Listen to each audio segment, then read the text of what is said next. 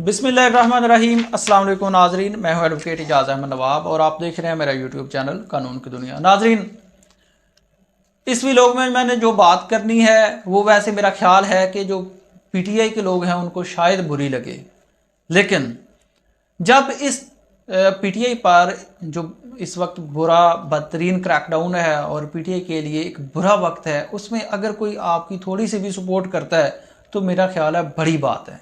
उसके पीछे मुहर्रकात क्या हैं मैं उस पर भी बात करता हूं, लेकिन इस स्टेटमेंट में जो मैं आपके सामने रखने जा रहा हूं, आप कमेंट्स में वैसे ज़रूर बताइएगा, लेकिन मेरा ख्याल है कि ये बहुत बहुत बड़ी हिम्मत की बात भी है और पीटीआई के लिए ठंडी हवा का झोंका भी है। ठंडी हवा के झोंके से याद आया कि आज सनम जवेद और उसके साथ जो दूसरी खवातीन हैं और मर्द हजरात हैं 3 4 5, उनकी ज़मानतें भी इंसदाद दहशतगर्दी की अदालत से, वो जो कोई गाड़ियों को आग लगाई थी उसमें ज़मानत कन्फर्म हुई है। और हाई कोर्ट से भी जस्टिस आलिया नीलम साहबा के डिवीजन बेंच से एक जो रहीना खान है पीटीआई वर्कर, उनकी भी ज़मानत कन्फर्म हुई है। तो ये भी एक ठंडा झोंका था आज।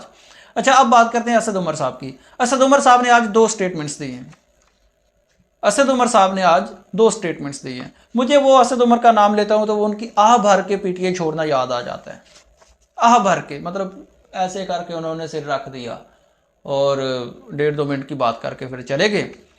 बहरहाल उसके बाद साइफर का केस बना, असद उमर साहब का भी नाम उसमें आया, लेकिन बाद में उनको डिस्चार्ज कर दिया गया, जिससे ज़ाहिर सी बात है जो पीटीआई छोड़कर जाता है तो कंप्रोमाइज्ड है, इसमें तो नो डाउट। जब उनका साइफर के केस में से नाम निकाला गया या डिस्चार्ज किया गया, इनोसेंट डिक्लेयर किया गया, तो लोगों का यकीन और कन्फर्म हो गया कि असद उमर। वैसे मैं आपको ज़ाती तौर पर बताऊं, ये 9 मई का जो वाक़या नहीं हुआ था, ये हालात नहीं बने थे, उससे पहले मैं पीटीआई में असद उमर को, इमरान खान के बाद असद उमर को, अबरार उल हक को मैं सबसे ज़्यादा लाइक करता था। अब खैर हालात कुछ और हो गए, लोग आस्ता आस्ता नंगे हो रहे हैं, सामने आ रहे हैं। आज उन्होंने 2 स्टेटमेंट्स दिए हैं। अच्छा, वैसे वो जो सलाम लेने का सीन था इमरान खान के साथ कोर्ट में, वो भी मेरे सामने आ गया। चलें खैर छोड़े। स्टेटमेंट्स उन्होंने एक तो ये दी है, उनसे सवाल हुआ कि अगर पार्टी आपको टिकट दे तो क्या आप इलेक्शन लड़ेंगे? तो असद उमर साहब ने कहा कि अगर पार्टी टिकट देगी तो मैं इलेक्शन लड़ूंगा। अच्छा, इस पर तो चलें ठीक है कि पार्टी ने टिकट देना है या नहीं देना। वैसे भी जो लोग छोड़ गए हैं, शायद किसी ने मजबूरी में छोड़ा है, अंडर प्रेशर होकर छोड़ा है, या अपनी मर्जी से छोड़ा है, या मुहब्बे वतन होने की वजह से छोड़ा, जिस तरह से भी छोड़ा है, जो छोड़ गया उसको टिकट शायद नहीं देने चाहिए। कुछ लोग हैं जिन्होंने बड़े आसान तरीके से छोड़ा है और उन पर वाकई तरस भी आता है कि यार ये क्या हुआ इनके साथ। तो खैर ये खान साहब का फैसला है। खान साहब वैसे शुरू में ये भी कहते थे कि मैंने लोगों को खुद कहा कि ठीक है आप छोड़ दें फिलहाल। ये खान साहब के बयानात मौजूद हैं। चले, एक तो उनका ये था स्टेटमेंट्स। अब जो दूसरी है जिस पर पाकिस्तान तहरीक इंसाफ के लोग सुबह से, जब से ये स्टेटमेंट आई है, असद उमर के खिलाफ बहुत ज़्यादा बोल रहे हैं और बुरा भला कह रहे हैं, जिसको मैं कह रहा हूँ कि ये ठंडा झोंका है। वो क्या है कि कहते हैं कि मैं किसी ऐसी मीटिंग में नहीं था। क्या कहते हैं? मैं किसी ऐसी मीटिंग में नहीं था जहां इस किस्म की बातें की गई हो जिसके इल्ज़ाम लगाए जा रहे हैं। मतलब सवाल था कि वो जो कह रहे हैं कि इमरान खान ने 9 मई के वाक़यात की प्लानिंग की वगैरह वगैरह, तो उस्मान डार ने और सदाकत अब्बासी ने इस पर इंटरव्यू किया। अब फ़रूख हबीब साहब का शायद इंटरव्यू तैयार है, और कल शहबाज गिल साहब ने ये बताया भी था अपने व्लॉग में कि एक तीसरे जो बहुत बड़े नाम था पाकिस्तान तहरीक इंसाफ का, वो जा रहा है इंटरव्यू करने सेम टाइप का।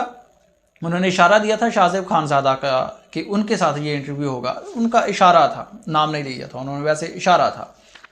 तो जब ये हालात हैं कि कोई पीटीआई का लीडर सामने नहीं आ रहा, जब ये हालात हैं कि पीटीआई के जो लीडर, जो बड़े मेन लीडर थे, वो अचानक से गायब होने के बाद सामने आते हैं और कहते हैं कि 9 मई का सारा वाक़या किया ही, करवाया ही इमरान खान ने है, ज़हन साजी की है और अंडर प्रेशर करना चाहते थे जीएचक्यू को, और इदारों के ख़िलाफ़ मनसूबा साजी और ज़हन साजी और हदायत करते थे। इस माहौल में अगर असद उमर ने, वो पीटीआई को छोड़ चुका है या नहीं छोड़ चुका है, या उसने गद्दारी की है या उसने नहीं की है, या उसका पर्पज़ कुछ और है, अगर इस सारे हालात में भी असद उमर ने ये बात कर दी है कि मेरे सामने कोई ऐसी मीटिंग हुई नहीं है, जबकि हर बंदा ही जानता है कि वो कोर कमेटी का मेंबर था और जनरल सेक्रेटरी था और वो मेन बंदा था अगर वो ये कह रहा है कि मेरे सामने कोई ऐसी मीटिंग नहीं हुई है जिस जैसे इल्ज़ाम लगाए जा रहे हैं, तो और पीटीआई को क्या चाहिए भाई इस माहौल में? तो आप कह रहे हैं कि भाई असद उमर ने बड़ा गलत किया और हम नहीं मानते और ये फलां फलां फलां फलां। मेरा ख्याल है इस बयान को एक्सेप्ट करना चाहिए और हाथ थोड़ा हौला रखना चाहिए इस वक्त। शुक्रिया।